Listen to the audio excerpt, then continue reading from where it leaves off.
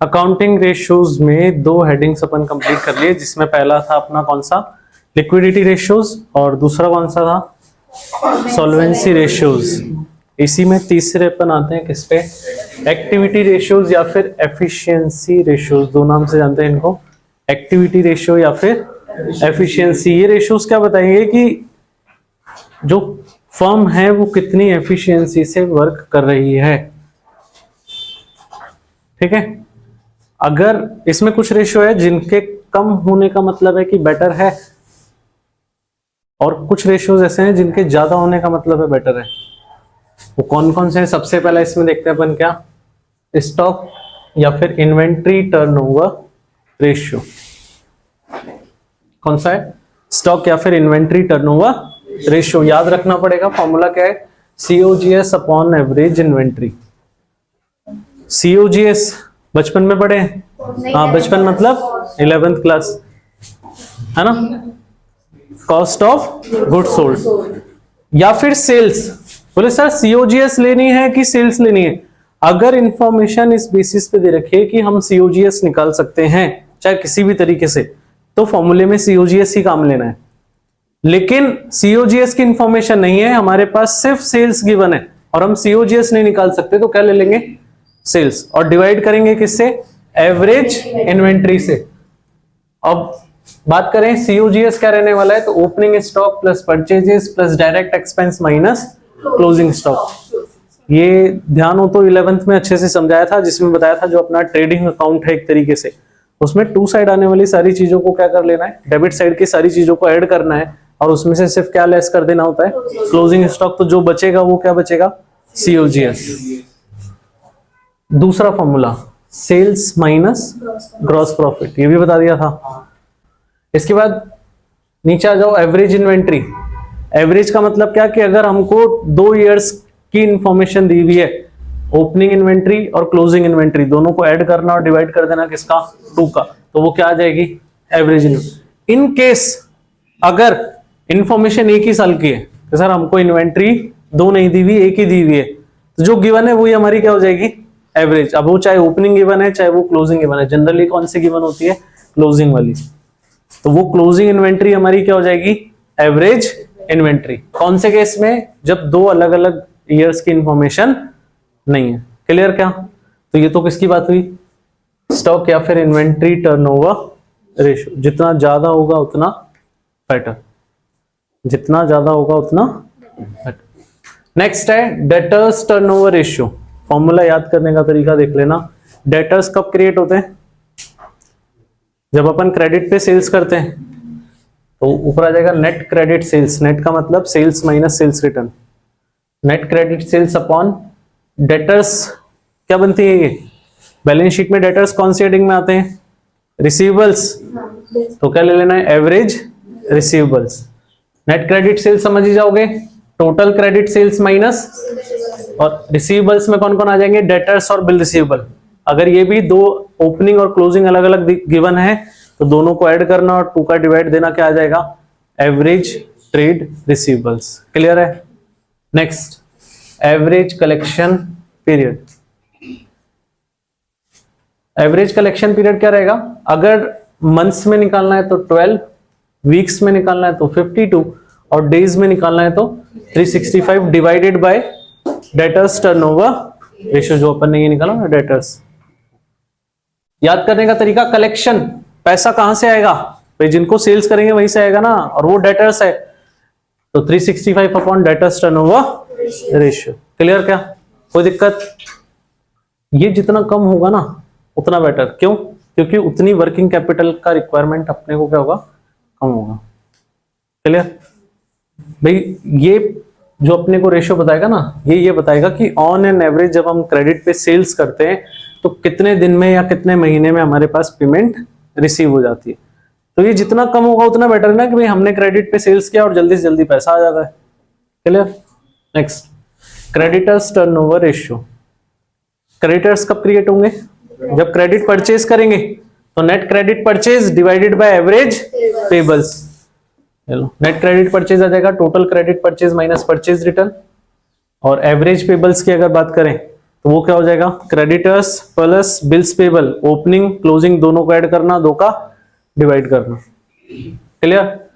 यहां ध्यान दे लेना कि अगर सिर्फ एक ही ईयर की इंफॉर्मेशन है तो एवरेज निकालने का नीड नहीं है। जो क्लोजिंग वैल्यू गिवन होगी वही हमारी क्या हो जाएगी, एवरेज वैल्यूज। इसके बाद क्रेडिटर्स को क्या करना है, पेमेंट, तो ये होगा एवरेज पेमेंट पीरियड, वही मंथ्स के लिए 12, वीक्स के लिए 52, डेज के लिए 365 divided by creditors turnover ratio. ये जितना ज्यादा होगा उतना बढ़िया। हमने उधार खरीदा, अगले को आराम से पैसा दे देंगे। ठीक है भाई, जितना क्रेडिट टाइम अपने को मिलेगा वो अपने बिजनेस के लिए क्या है, बेटर है, उतना कम अपने को वर्किंग कैपिटल का रिक्वायरमेंट होता है। क्लियर ना? इसके बाद आ जाओ total asset turnover ratio. Total asset turnover ratio, ये 5 छोड़ दो, ये 5 तुमको थोड़े से ध्यान रखने पड़ सकते हैं, उसमें भी 4 को याद करने का तरीका बता ही दिया है। इसके बाद कोई भी टर्नओवर रेशियो पूछ लेना, अपने को बस सिंपल सा का काम करना, ऊपर हमेशा सेल्स को रखना और नीचे जिसका टर्नओवर पूछा है ना वो डाल दो। Total asset turnover ratio sales upon fix asset turnover ratio sales upon working capital turnover ratio sales upon, हो गए क्या याद? क्लियर क्या? कोई दिक्कत? टीके गोयल का इलस्ट्रेशन नंबर 54 जिसमें पूछा है from the following information related to a company calculate inventory turnover ratio. क्या फाइंड करके देना है? Inventory turnover. इंफॉर्मेशन दे रखी है, inventory at the beginning 30,000, at the end 50,000, opening और क्लोजिंग दोनों इन्वेंट्रीज दे रखी है। इसके बाद है purchases 5 lakh, wages 25,000, salaries 40,000, revenue from operation जिसको अपन सेल्स बोलेंगे यहाँ पे, रेवेन्यू फ्रॉम ऑपरेशन, इसका दूसरा नाम क्या होगा? सेल्स। ध्यान रखना, जहां जहां रेवेन्यू फ्रॉम ऑपरेशन की बात होगी तो वो क्या गिवन है अपने को? सेल्स। इसके बाद है कैरिज आउटवर्ड, कैरिज इनवर्ड और रिटर्न आउटवर्ड। रिटर्न आउटवर्ड मतलब परचेज रिटर्न। अब inventory turnover ratio, inventory turnover ratio का फॉर्मूला क्या है? COGS upon average inventory. अब COGS निकालने का फॉर्मूला क्या है? COGS का फॉर्मूला क्या है? Opening stock plus purchase plus direct expenses minus closing stock. Formula अपना क्या है? Opening stock plus purchases plus direct expense minus closing. और डायरेक्ट एक्सपेंस का मतलब सीधा सीधा बता रखा है, ट्रेडिंग अकाउंट में आने वाले खर्चे। करते हैं, देखें इसमें से क्या इंफॉर्मेशन है। ओपनिंग स्टॉक कितना दिया हुआ है? 30,000 प्लस परचेजेस अपने को कितनी दी हुई है? 5 lakh plus direct expenses. Expense में देखो, एक तो वेजेस आ जाएगा कितना? 25,000 का, प्लस क्या ऐड हो जाएगा? सैलरीज आएगी क्या? P&L का खर्चा है ना, ये नहीं आएगा। रेवेन्यू फ्रॉम ऑपरेशन लेना नहीं। कैरिज आउटवर्ड आएगा क्या? नहीं, ये P&L का खर्चा है। कैरिज इनवर्ड ट्रेडिंग का खर्चा होता है, कैरिज आउटवर्ड P&L का रहता है। बोलो कितना? 5,000। फिर रिटर्न आउटवर्ड, ये क्या है अपनी? परचेज रिटर्न, इसको लेस कर देना। और वहीं पे लास्ट में क्या हो जाएगा? क्लोजिंग स्टॉक लेस कर दो, कितना है?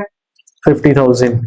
अभी यहां ध्यान दे लेना कि नेट परचेज दी हुई है। नेट परचेज का मतलब क्या है? Purchase minus purchase return. तो परचेज रिटर्न को एक्स्ट्रा लेस करने का रिक्वायरमेंट नहीं है। इसको एड लेस करोगे, वैल्यू कितनी बचेगी? 5,10,000। और सेकंड जो अपने को वैल्यू चाहिए वो क्या चाहिए? Average inventory. ये हो जाएगा opening inventory plus closing inventory divided by, opening inventory कितनी है? 30,000, क्लोजिंग कितनी है? 50,000 डिवाइडेड बाय 2। सॉल्व करोगे 80,000 डिवाइड बाय 2 40,000। वैल्यू पुटअप करो, COGS कितना है? 5,10,000 डिवाइडेड बाय 40,000। 4 जीरो से 4 जीरो काट तो 51/4, 4 से डिवाइड करोगे 1:2.75 रेशियो 1। क्लियर है? कोई दिक्कत? कंप्लीट करो फटाफट से। Illustration 55. Calculate inventory turnover ratio from the following information when gross profit rate is 25%. GP rate अपने को दिया हुआ है कितना है 25%. अपने को दिया हुआ है credit sales 2,70,000, cash sales 150, return inward 20,000, यानी कि ये क्या है अपनी सेल्स रिटर्न. ओपनिंग इन्वेंट्री दे दी और इन्होंने क्लोजिंग इन्वेंट्री दे दी. अभी क्या निकालना है inventory turnover ratio. Inventory turnover ratio का formula COGS upon average inventory. COGS का जो अपन ने दूसरा फॉर्मूला देखा था ना अपनी सेल्स माइनस ग्रॉस प्रॉफिट. अब सेल्स यहाँ पे टोटल लेनी है, ध्यान रखना क्रेडिट वाली नहीं लेनी. तो टोटल सेल्स हमारी कितनी हो जाएगी 2,70,000 प्लस 150 और इसमें से लेस कर देना क्या रिटर्न कितना है 20,000. वैल्यू ऐड करके लेस करोगे ग्रॉस प्रॉफिट. ठीक है, ऐड करके लेस करो क्या आ रहा है वैल्यू 250 और 150 4 लाख माइनस. अब ग्रॉस प्रॉफिट रेट कितना दिया अपने को 25%. तो ये जब तक कोई इंफॉर्मेशन नहीं होगी ना ये सेल्स पे अप्लाई होती है. तो जीपी हो जाएगा अपना 4 लाख का ही कितना परसेंट 25%, यानी कि 25/100. तो इसको सॉल्व करोगे आ जाएगा 4 लाख माइनस इसका 25% निकालोगे 1 लाख रुपीज आ जाएगा. लेस करोगे COGS कितनी आ गई 3 लाख. इसके बाद क्या चाहिए अपने को एवरेज इन्वेंट्री. एवरेज इन्वेंट्री क्या होगी opening plus closing upon 2. Opening कितनी दी हुई है 55, क्लोजिंग कितनी है 45 डिवाइडेड बाय 2. सॉल्व करोगे कितना आएगा 1 lakh divided by 2 50,000. Value put up करो COGS कितना आ जाएगा 3 लाख और एवरेज इन्वेंट्री 50,000. तो ये कितना आ जाएगा जो टर्नओवर रेशियोज हमारे निकलेंगे ना वो रेशियोज में नहीं निकलेंगे, वो किस में निकलेंगे टाइम्स में. क्लियर है. तो पिछले वाले क्वेश्चन में जो अपन ने यहां लिखा था ना 12.75, तो इसका अपना जो आएगा इन्वेंट्री टर्नओवर रेशियो वो क्या आ जाएगा 12.75 times. Illustration number 56. From the following calculate the inventory turnover ratio. Opening inventory दी हुई है 28, क्लोजिंग दे रखी है 52, रेवेन्यू फ्रॉम ऑपरेशन सेल्स दी हुई है 6 लाख और ग्रॉस प्रॉफिट दिया हुआ है 25% on cost of revenue from operation. इस क्वेश्चन में दिया हुआ है ग्रॉस प्रॉफिट 25% ऑन कॉस्ट. हम जीपी रेट जो यहां लगाएंगे ना वो हमेशा किस पे लगाएंगे सेल्स पे. किस पे लगाएंगे और ये रेट अपने को जो दे रखी है वो किसकी दे रखी है कॉस्ट की. तो इसको कन्वर्ट करना पड़ेगा किसमें सेल्स में. तो मैं एक टेबल बता रहा हूं, शायद पहले बता रखी हो तो पता नहीं, इसको एक बार ध्यान दे लेना.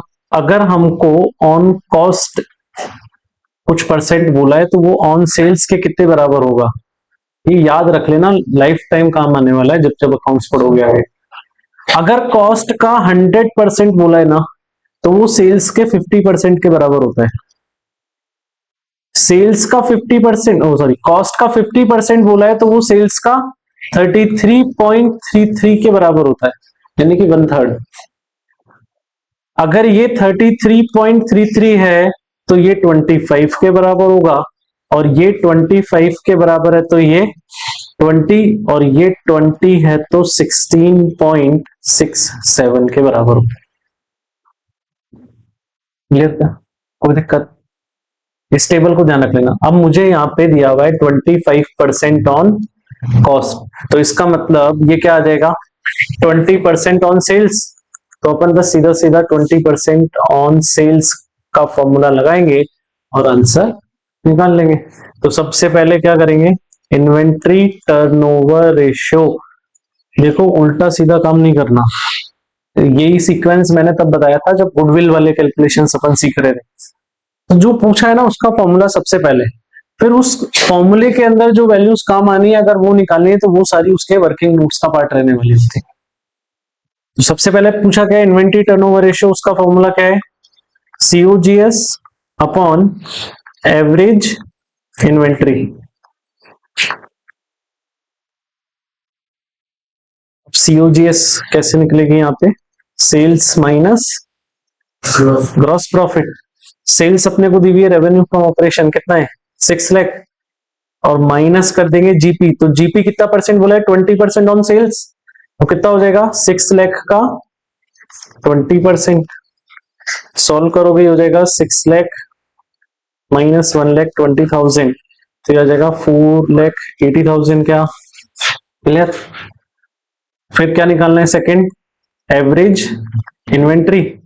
एवरेज इन्वेंट्री के लिए क्या करना, opening plus closing upon two. Opening inventory कितनी है 28, क्लोजिंग 52 डिवाइडेड बाय 2। सॉल्व करोगे कितना आएगा ये 80,000 डिवाइडेड बाय 2। सॉल्व करोगे क्या आ जाएगा 40,000। 40,000 पुटअप करो, सीओजीएस कितनी आ गई अपनी 4,80,000 डिवाइडेड बाय 40,000। 0 से 0 गए, 4 से डिवाइड दोगे 12, तो कितने टाइम्स आ जाएगा ये 12 टाइम्स। क्लियर, करो कंप्लीट। यहाँ पे जो क्वेश्चन है ना, इसमें अपने को दो अलग अलग ईयर्स की इंफॉर्मेशन है। जो क्वेश्चन गिवन है इसमें दो अलग अलग ईयर्स की इंफॉर्मेशन गिवन है। क्वेश्चन रीड आउट करें, from the following information obtained from the books of Kundan limited calculate the inventory turnover ratio for the year 15, 16 and 16, 17। दो अलग अलग ईयर्स के लिए अपने को इन्वेंट्री टर्नओवर रेशियो फाइंड करना है। तो पहले अगर अपन बात करें 15, 16 के लिए, इसकी वैल्यूज देखते हैं। इन्वेंट्री दे रखी है अपने को, क्लोजिंग दे रखी है यहाँ की 7 लाख। भाई 16, 17 अभी रीड आउट नहीं कर रहे क्योंकि अभी सिर्फ किसका कैलकुलेट कर रहे हैं 15, 16 के लिए। तो इसका ईयर एंड कब हो जाएगा 31 मार्च 16 को। तो इसकी क्लोजिंग इन्वेंट्री होगी 7 लाख। ओपनिंग दे रखी है क्या इसके लिए, नहीं है, तो यही इसकी एवरेज इन्वेंट्री हो जाएगी। फिर क्या दिया हुआ है, रेवेन्यू फ्रॉम ऑपरेशन, सेल्स दी हुई है। ग्रॉस प्रॉफिट दिया हुआ है 25% on cost of revenue from operation, यानी कि कॉस्ट का कितना परसेंट बोला है 25, तो सेल्स का कितना हो जाएगा 20%। इन्वेंट्री टर्नओवर रेशियो वो क्या रहेगा, COGS upon in the year 15, 16 inventory increased by 2 lakh rupees. यानी कि अब यहाँ पे ओपनिंग इन्वेंट्री कितनी होगी उसके लिए अलग से इंफॉर्मेशन गिवन है। इन्होंने कहा कि 15, 16 के एंड में इन्वेंट्री इंक्रीज हो गई थी कितने रुपीज से 2 लाख से, यानी कि ओपनिंग इन्वेंट्री जितनी थी क्लोजिंग इन्वेंट्री उससे 2 लाख ज्यादा है। तो ओपनिंग कितनी हो गई सीधे सीधे 5 लाख। कितनी हो जाएगी 5 लाख ना, तो वही ले लेंगे अब एवरेज इन्वेंट्री।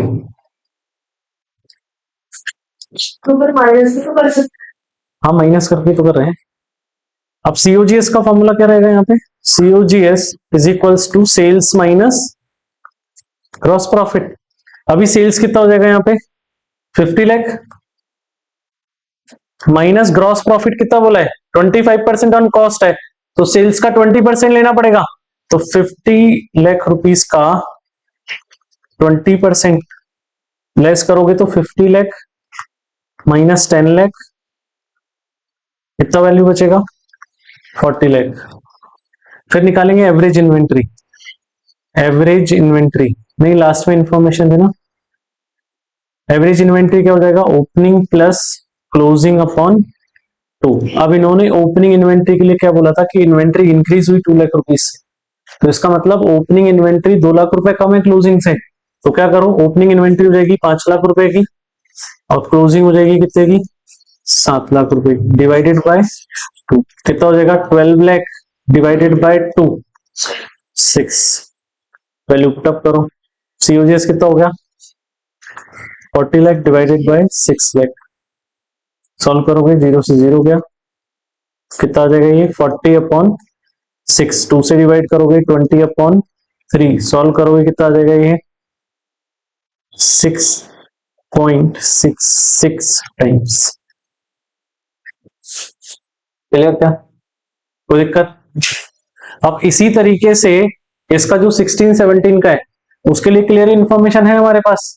उसके लिए आप सेल्स ले लोगे 75 लाख और इसी का 20% लेस कर दोगे तो सीओजीएस आ जाएगी, और एवरेज इन्वेंट्री के लिए 17 + 7/2 हो जाएगा।